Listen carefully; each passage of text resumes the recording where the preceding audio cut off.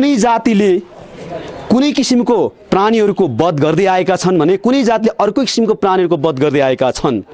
कसैले तपाईको देवी पूजाका नाममा सयौं कलिला पाठाहरू हत्या गरिरहेका छन् भने, कसैले गाई गोरुको हत्या गरी आँखा अगाडि प्रतिदिन हजारौंको संख्यामा गाई गोरुहरूलाई खरिदको रूपमा लगेर मधेसमा बेचिन्छ, त्यहाँदेखि इन्डिया पुर्याइन्छ र तिनीहरू अन्त्यमा गएर काटेर भोजन। आज हामीहरू जो हाम्रा 3 जना तामाङ दाजुभाइहरू थुनिनु भएको छ, ती 3 जना तामाङ दाजुभाइहरू मात्रै थुनिएको होइन, नेपालका मूलवासीहरू सम्पूर्ण माथि यो घोर अन्याय र प्रहार हो भन्ने हामीले ठानेका छौँ।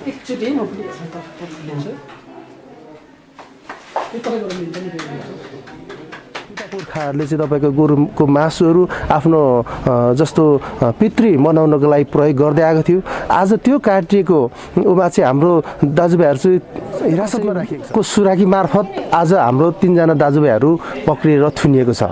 यो सुराकी दिने काम तपाईँहरूले गोरु काट्नेलाई यसरी अठ्याइन्छ भने गोरु काट्ने व्यवस्थाको लागि कि हामीले मान्छे काट्ने व्यवस्था ल्याउनुपर्छ? मान्छे थुप्रै गोरु काट्ने व्यवस्था ल्याउनको लागि तपाईँहरू भन्नुहोस् कति मान्छे काटिसकेपछि, कतिले योगदान दिएपछि चाहिँ तपाईँको चाहिँ त्यो व्यवस्था लागू हुनेछ?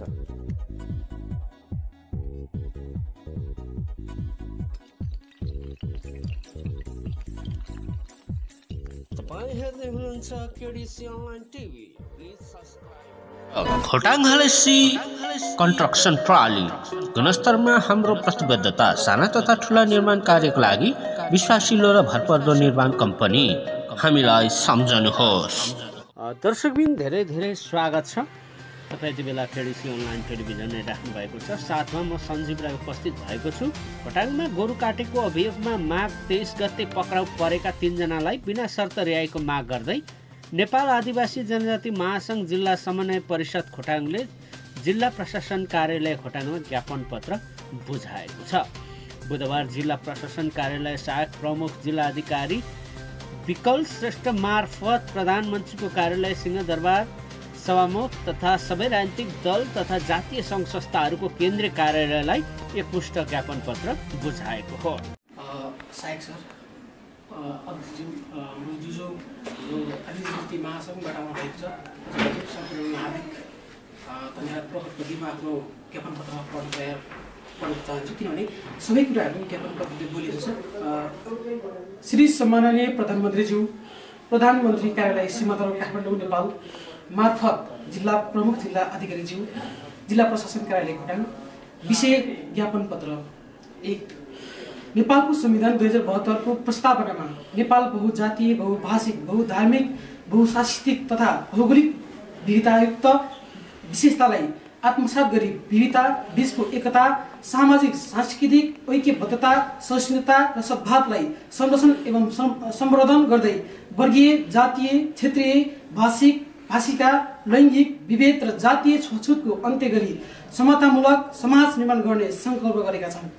यसका साथै नेपालको संविधान 2072 भाग 1 को धारा 4 मा नेपाल राज्य एक राज्य स्वतन्त्र राज्य अविभाज्य सार्वभौम सत्ता सम्पन्न धर्मनिरपेक्ष समावेशी लोकतान्त्रिक गणतन्त्रात्मक राज्य हो भनी उल्लेख भएको छ। तर मुलुकी अपराध संहिता 2074 को धारा 289 मा संविधानको प्रस्तावनासँग बाजिने गरी धर्मनिरपेक्षताको भावना विपरीत गाई गोरु मारेर कुट्न नहुने भनी आदिवासी जनजातिहरूको परम्परा, धर्म, संस्कृतिमा आघात पुग्ने गरी मुलुकी संहिता व्यवस्था भएको संविधानमा बाजिएको हुँदा संहिता उल्लेख भएको धारा 289 खारिजीका लागि माग गर्दछौँ। 2 मा खोटाङ जिल्लामा रहेका आदिवासी जनजातिहरूले आफ्नो धर्म, संस्कृति, परम्परा अनुसार गोरुको मासु खाएको व्यवस्थामा प्रहरी प्रशासनले धरपकड गर्ने, मुद्दा लगाउने गरिरहेको र मिति 2078 माघ 23 गते आदिवासी जनजाति महासङ्घ आदिवासी जनजाति तामाङ समुदायले मासु खाद्य आहारको रूपमा प्रयोग गर्ने गोरु काटेको भनी द्वितीय रूपाकोट मझौरी नगरपालिका 12 बस्ने श्री जयराम तामाङ, श्री गणेश तामाङ र श्री खगेन्द्र तामाङलाई पक्राउ गरी छेकथुम गरेको र यो काम संविधानको मूल मर्म विपरीत भएको साथै मुलुकी आचार संहिताको धारा 291 मा परम्परादेखि नै पशु वा पंक्षीको वध गर्न चलिआएको मेला, जात्रा, हाट वा महोत्सव वा स्थानमा पशु वा पंक्षी मार्न बाध्य पार्ने छैन भन्ने उल्लेख गरिएको छ। यसै धाराको स्पष्टीकरणमा सार्वजनिक स्थल भन्नाले बाटो सडक पुल चौर वा मानिस आवाज जावत गर्ने ठाउँ पर्दछ भन्ने उल्लेख छ। त्यसैले यही माघ 23 गते दर्ता गरिएको मुद्दाको आरोपितहरूले कुनै सार्वजनिक स्थलमा पशु वध नगरेको हुनाले आरोपितहरूलाई यथाशीघ्र रिहाईको माग गर्दछौँ। हामीले आवश्यक पहलको लागि भनेका छौँ। आवश्यक पहलको लागि किरात राखेका केन्द्रीय समिति, नेपाल मगर सङ्घ केन्द्रीय समिति, नेवार खल देवा दबु केन्द्रीय समिति, नेपाल तामाङ घेदुङ सङ्घ केन्द्रीय समिति, नेपाल शेर्पा सङ्घ केन्द्रीय समिति, नेपाल तमु छुदी केन्द्रीय समिति, नेपाल माझी उत्थान केन्द्रीय समिति, सुनवार सेवा समाज केन्द्रीय समिति, भुजेल सेवा समिति, दिक्क सामाजिक गुठी समिति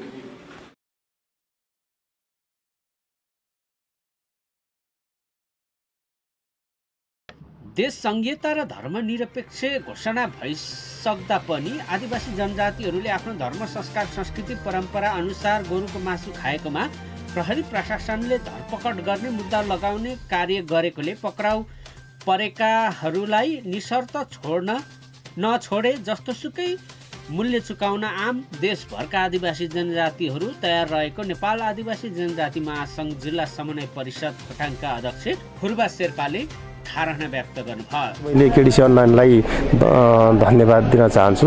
वास्तवमा मिडिया भनेकै तपाईँ के भन्दाखेरि आवाजविहीनहरूको आवाजहरू चाहिँ बुलन्द गर्ने हो। आज तपाईँको चाहिँ हाम्रो आदिवासी जनजातिहरू चाहिँ यो जो गोरु अस्ति 23 गते यो माघ 23 गते गोरु काटेको काण्डमा चाहिँ 3 जना तामाङ दाजुभाइहरू चाहिँ अहिले तपाईँको चाहिँ हिरासतमा छ। त्यसकै रिहाईको लागि र यो देशको तपाईँको चाहिँ राष्ट्र चलाउने राष्ट्र प्रमुख होइन प्रधानमन्त्री सभामुख लगायत सम्पूर्ण तपाईको राजनीतिक पार्टीका अध्यक्ष सभापतिज्यूहरूलाई चाहिँ हाम्रो आदिवासी जनजातिहरूको धर्म संस्कार संस्कृति अनुसार तपाईँको पूर्वकालदेखि जस्तो पिता पुर्खाहरूले चाहिँ तपाईँको गोरुको मासुहरू आफ्नो जस्तो पितृ मनाउनको लागि प्रयोग गर्दै आएको थियो। आज त्यो काटिएको उमा चाहिँ हाम्रो दाजुभाइहरू चाहिँ हिरासतमा राखिएको छ। त्यसको रिहाईको लागि र त्यो सँगसँगै तपाईँको चाहिँ अब राष्ट्रमा तपाईँको धर्मनिरपेक्षता भइसकेपछि तपाईँको चाहिँ हामी धार्मिक स्वतन्त्र हुनुपर्छ र त्यो विरोधाभास खालको तपाईँको त्यो ऐन त्यो नियम त्यो कानुन चाहिँ संशोधन होस् भन्नको लागि हामीले ज्ञापन पत्र बुझाएको हो। अब हामीले तत्कालै बिना शर्त रिहाईको लागि माग गरेको छौँ। यदि त्यो हाम्रो मागहरू पुरा भएन भने सम्पूर्ण यो देशको आदिवासी जनजातिहरू तपाईँको चाहिँ आन्दोलनमा उत्रिनेछ। त्यसको क्षतिपूर्ति चाहिँ राज्यले बेहोर्नु पर्ने हुन्छ। त्यसले गर्दाखेरि हाम्रो माग भनेको आज त्यो 3 जना गोरु काट्ने साथीहरूको लागि रिहाई मात्रै होइन, यो देशको तपाईँको चाहिँ ऐन सच्याउनु पर्यो, नियम सच्याउनु पर्यो, संविधान सच्याएर चाहिँ तपाईँको चाहिँ सदाभर तपाईँको चाहिँ काटेर खाने नियम बनाइनु पर्यो। त्यो चाहिँ संविधानमै तपाईँको चाहिँ उल्लेख हुनु पर्यो।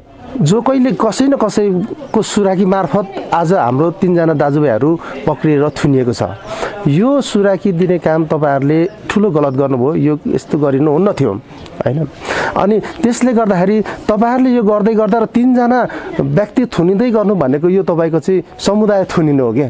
यो समुदाय थुनिँदै गर्दाखेरि तपाईँको चाहिँ हामी सबै आदिवासी जनजातिहरू माथि चाहिँ तपाईँको त्यो एक खालको बन्देज गर्नु हो। त्यसले गर्दाखेरि यसलाई तपाईँहरूले चाहिँ यस्तो कार्यहरू नगरिदिनको लागि पनि म यही केडिसी अनलाइन टिभीबाट अनुरोध गर्छु। र अर्को कुरा चाहिँ के छ भने यो एउटा गोरु काट्ने केस चाहिँ झिना मसिना कुराहरूमा चाहिँ हाम्रो सोझा सिधा दाजुभाइहरूलाई चाहिँ तपाईँको चाहिँ ऐन लाग्ने, यो देशको ठुल्ठुलो तपाईँको चाहिँ सुन तस्करीहरूलाई चाहिँ ऐन नलाग्ने, अहिलेसम्म पक्रिन नसक्ने, सुन तस्करी गर्ने सुनको मालिकलाई नपक्रिने, जो भरिया छ भरियाहरूलाई चाहिँ समात्ने पक्रिने, यो देशमा तपाईँको चाहिँ बलात्कारपछि हत्या गर्ने निर्मला बलात्कार हत्याराहरूलाई अहिलेसम्म पत्ता नलाउने, तपाईँको एउटा गोरु सानो एउटा आफ्नो धर्म अनुसार संस्कार संस्कृति अनुसार तपाईँको चाहिँ अदृश्य ठाउँमा एउटा जङ्गलमा कुहिरो लागेको ठाउँमा गएर चाहिँ तपाईँको चाहिँ पक्रिने भनेपछि यो राज्य के गर्न खोजिरहेको छ? यो राज्यले के आदिवासी जनजातिहरूलाई यसरी नै दमन गरेर चाहिँ तपाईँको चाहिँ सधैँ दमन गर्न सक्छ? त्यो राज्यप्रति प्रश्न हो। यदि यसै गर्ने हो भने के तपाईँको एउटा गोरु काट्नेलाई यसरी अठ्याइन्छ भने गोरु काट्ने व्यवस्थाको लागि के हामीले मान्छे काट्ने व्यवस्था ल्याउनुपर्छ? मान्छे थुप्रै मान्छेहरू काट्नुपर्छ? गोरु काट्ने व्यवस्था ल्याउनको लागि तपाईँहरू भनिदिनुहोस् कति मान्छे काटिसकेपछि कतिले योगदान दिएपछि चाहिँ तपाईँको चाहिँ त्यो व्यवस्था लागु हुनेछ? विगत 250 वर्ष अघिबाट नै नेपालका आदिवासी जनजातिहरूमाथि घोर अन्याय र अत्याचार भएको भन्दै 3 जना तामाङलाई थुनेर नेपालका आदिवासी जनजातिहरूमाथि अन्याय अत्याचार भएकोले संविधानमा धर्मनिरपेक्षता उल्लेख भए अनुसार 3 जनालाई यथाशीघ्र बिना शर्त छोडिनुपर्ने नेपाल आदिवासी जनजाति महासङ्घ जिल्ला समन्वय परिषद खोटाङका सल्लाहकार धनीराम राईले धारणा व्यक्त गर्नुभयो। यो आजको एउटा घटनाले मात्रै नेपालका आदिवासी जनजातिहरूमा विभेद भएको र अन्याय परेको भन्ने होइन।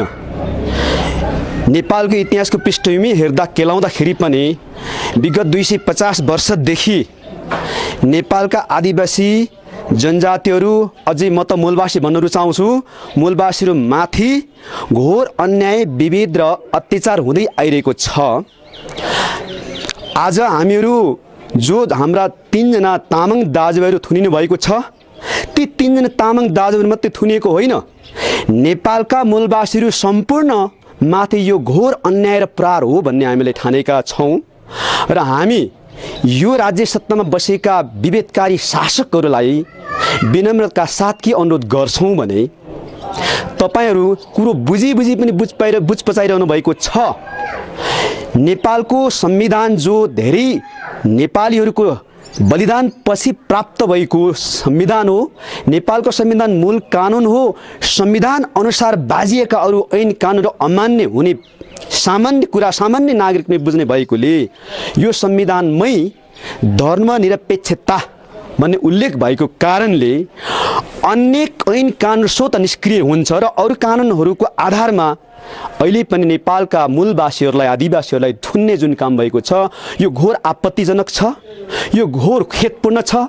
र हामी फेरि पनि विनम्र अनुरोध प्रशासनलाई, नेपाल सरकारलाई के गर्छौँ भने यो बुझेको कुरालाई उहाँहरूले आत्मसात गरेर गौरवमय ढङ्गले यो सचियोस् र हाम्रा थुनिएका तामाङ दाजुभाइहरूलाई बिना शर्त तुरुन्त रिहाई होस् भन्ने हामीले यो कामनाका साथ, त्यो मागका साथ हामीहरू अहिले ज्ञापन पत्र बुझाउने स्तरमा, ज्ञापन बुझाउने तहमा, यो स्टेपमा हामी लागिरहेका छौँ।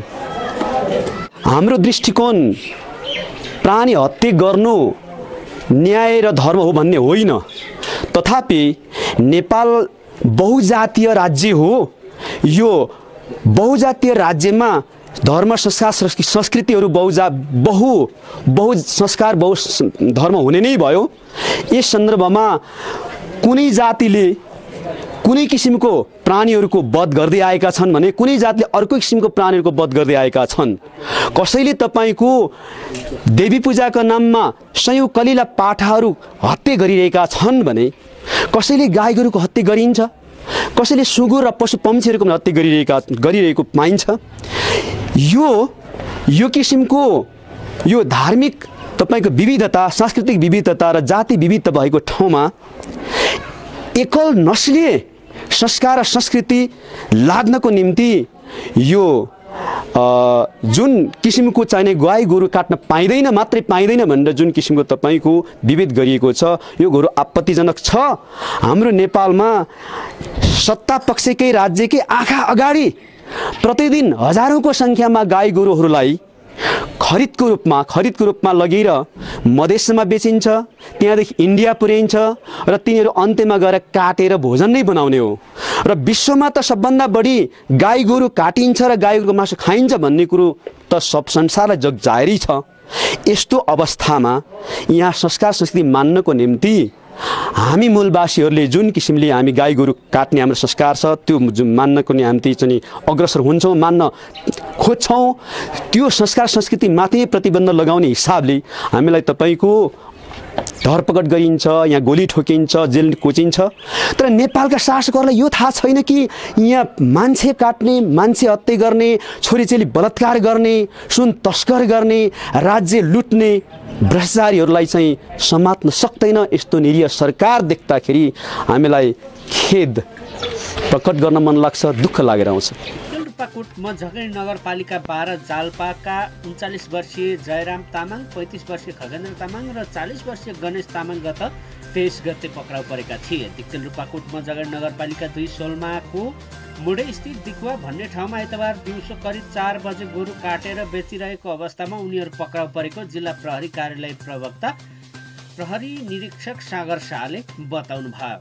प्रहरीका अनुसार उनीहरूको साथबाट गोरु काटेको भनिएको एउटा बन्चरो र 4 वटा खुकुरी पनि बरामद गरिएको छ। उनीहरूलाई पक्राउपछि थप अनुसन्धान सुरु गरिएको प्रहरी नायब उपरीक्षक उमेश लम्सालले बताउनु भयो। पक्राउ परेका तीनैजनालाई 24 गते नै 1 हप्ताको लागि म्याद थपी पशुपक्षी ऐन अन्तर्गतको मुद्दा चलाइ अनुसन्धान भइरहेको प्रवक्ता शाहले बताउनु भयो। अनुसन्धान पश्चात गाई गोरु काटेको थडिएमा मुलुकी अपराध संहिता ऐन 2074 को भाग 2 को परिच्छेद 27 को दफा 289 अनुसार कसैले गाई वा गोरु मार्नुहुन्न भन्ने रहेकोले यदि मारेको प्रमाणित भएमा 3 वर्षसम्म कैद सजाय रहने व्यवस्था रहेको छ। लो त आजलाई पनि खबर सकियो। आगामी अङ्कमा भेट्ने बाचा गर्दै आजको अङ्कबाट बिदा माग्न चाहन्छु। धन्यवाद, नमस्कार, शुभ समय।